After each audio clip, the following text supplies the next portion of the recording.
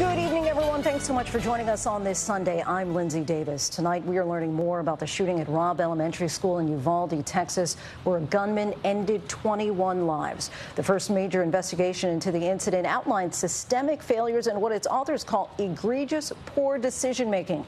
We now know nearly 400 officers responded to the shooting. The report concludes that law enforcement failed to prioritize saving the lives of innocent victims over their own safety.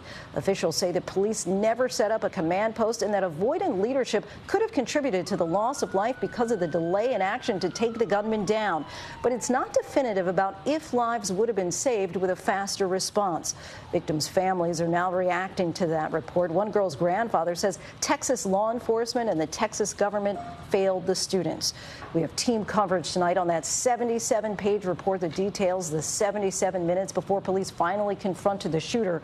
ABC's 𝗦𝘂𝗶𝗯𝗲, who's been with this story from the start, leads us off from Uvalde. Tonight, a scathing new report revealing disturbing details surrounding the Uvalde school shooting. A Texas House Special Committee finding a series of systematic failures on every level, playing out on the day the gunman opened fire inside Robb Elementary, killing 19 children and 2 teachers.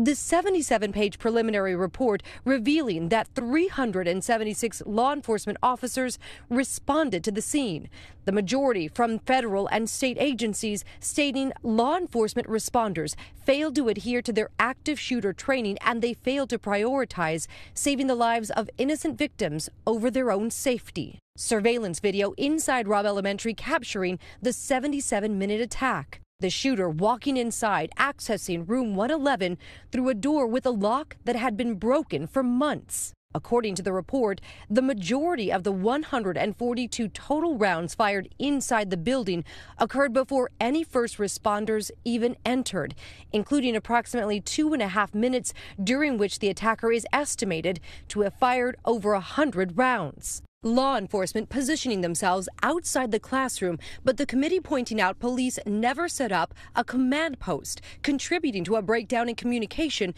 between federal, state, and local officers. School District Police Chief Pete Arredondo testifying within minutes of entering the building, they treated the shooter as a barricaded suspect, prioritizing getting children evacuated over approaching the attacker.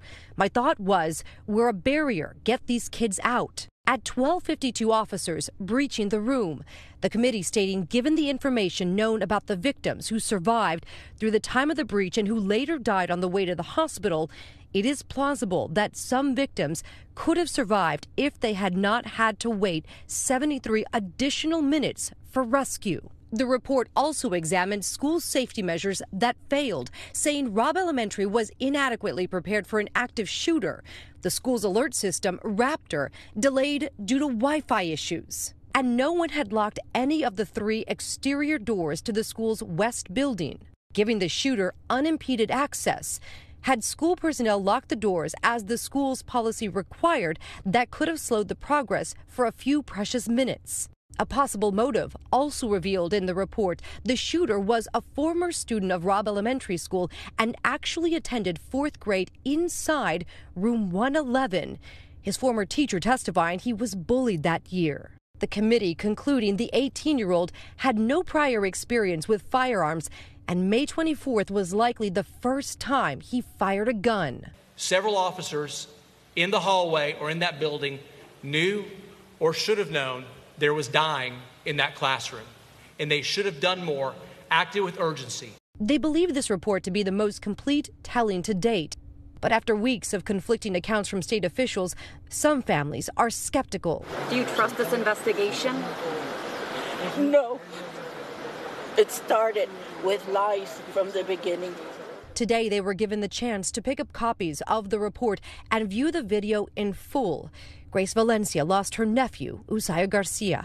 How are you feeling after watching that video? Broken all over again, like it just happened.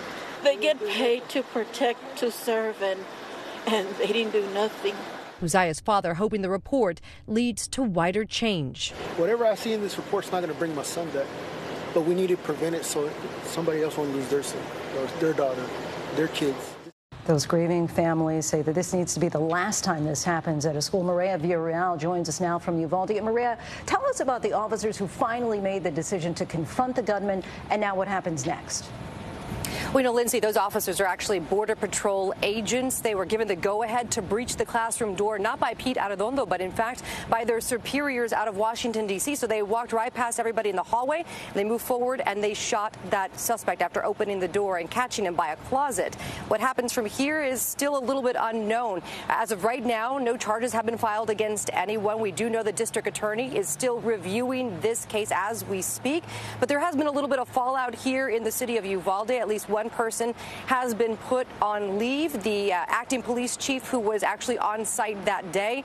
But as of right now, we're still waiting to see how this continues to develop. Even more video expected to come out overnight. Lindsay?